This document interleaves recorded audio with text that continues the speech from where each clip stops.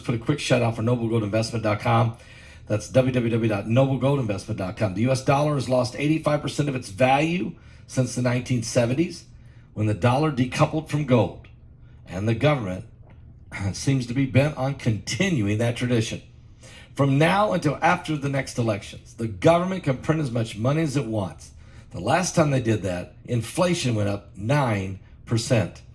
Gold is the one asset that has proven to withstand inflation. Invest in gold with Noble Gold Investments.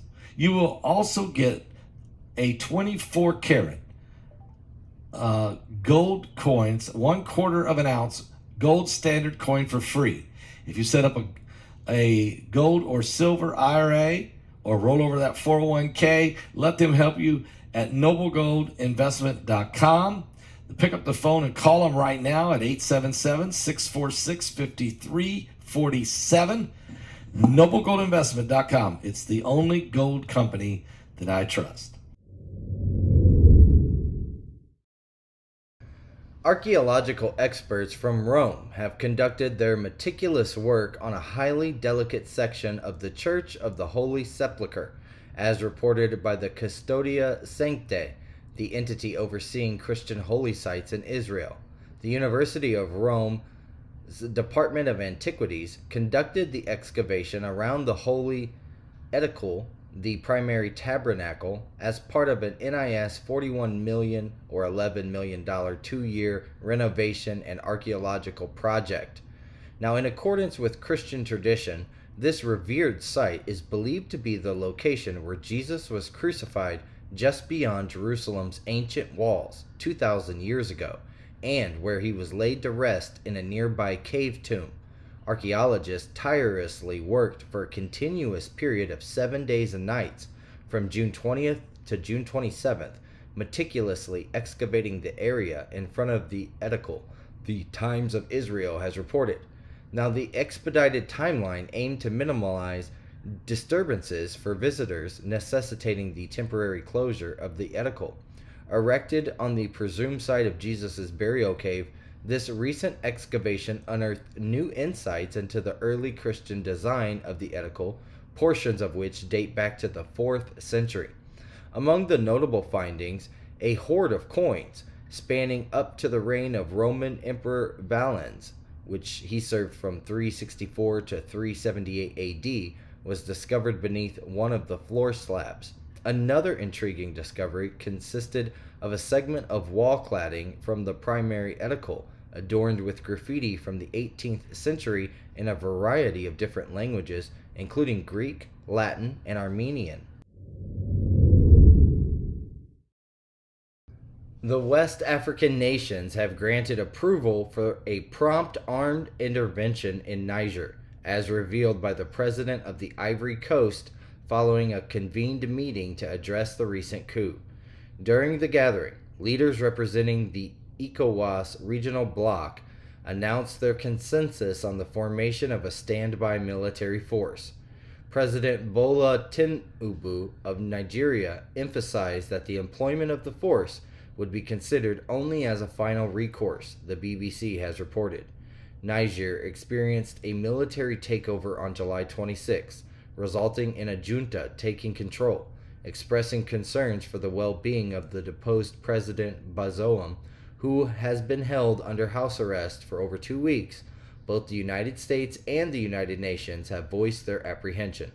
UN Secretary General Guterres conveyed his unease regarding the reportedly adverse living conditions endured by President Bazoum and his family.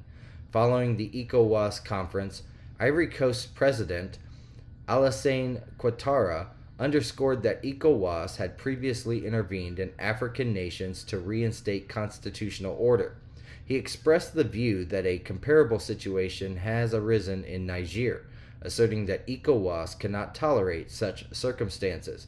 President Ouattara disclosed that Ivory Coast would contribute a battalion consisting of 850 to 1,100 personnel alongside soldiers dispatched from Nigeria and Benin. Omar Toure, the president of the ECOWAS group, declared that the members had collectively decided to mobilize the ECOWAS standby force with the objective of restoring constitutional order in Niger. However, he refrained from disclosing additional details about the composition or the actions of the force that they intend to assemble, as reported by the BBC. Customs officials in the Netherlands have intercepted their largest ever cocaine seizure at Rotterdam's port, discovering approximately 17,600 pounds of the illicit substance concealed within crates of bananas. This operation was carried out on July 13th, and it involved the utilization of trained canines to detect the presence of cocaine within 12 pallets of bananas. Subsequent confirmation via container scanning led to the extraction of the cocaine from the pallets, CBS News reported. The details of this impressive interception were initially withheld from the public due to an ongoing investigation linked to the shipment. Originating from Ecuador and routed through Panama, the shipment of drugs had an estimated value of around $660 million, as reported by the Rotterdam Public Prosecutor's Office. The Port of Rotterdam, Europe's largest, has witnessed the handling of over 220 million tons of cargo during the first half of 2023, as documented by port statistics. However, the port has been grappling with a persistent challenge posed by organized criminal activities, notably the smuggling of cocaine and narcotics through substantial consignments. In a wider European context, a concerning trend has emerged over the past years. The European Monitoring Center for Drugs and Drug Addiction has analyzed statistical data revealing record-high cocaine seizures since 2017. Notably affected are the Dutch, Belgian, and Spanish ports, collectively accounting for over 70% of cocaine seizures in Europe. This situation has underscored the critical issue of corruption, particularly within maritime pathways, identified as a prominent threat by the center.